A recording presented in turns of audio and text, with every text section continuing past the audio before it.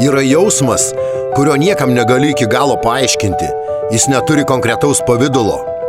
Bet kai jį jauti visą savo esybę. Tai tuštuma širdyje. Tarsi viskas aplink būtų savo vietose, bet kažko viduje trūksta. Kažkas išplėšta, kažkas dingė ir net pats nežinai, kas tai buvo. Tu gali juoktis, kalbėtis, net atrodyti laimingas, bet kai lieki vienas, tyliai su savimi, pajunti tą keistą sunkumą krūtinėje. Ne nuo nuovargio, ne nuo fizinio skausmo, nuo kažko giliau. Tuštuma nėra triukšminga, ji tyli, bet skaudžiai aidi viduje.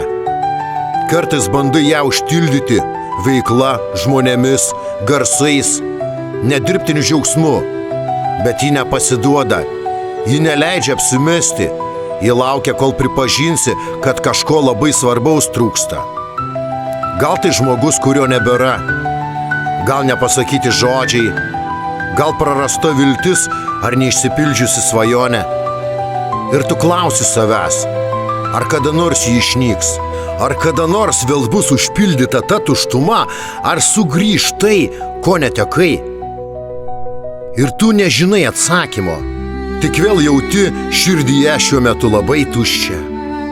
Ir net jei visas pasaulis sako, kad viskas gerai, tu žinai, kad kažkas viduje tyliai verkia. Real Dreams.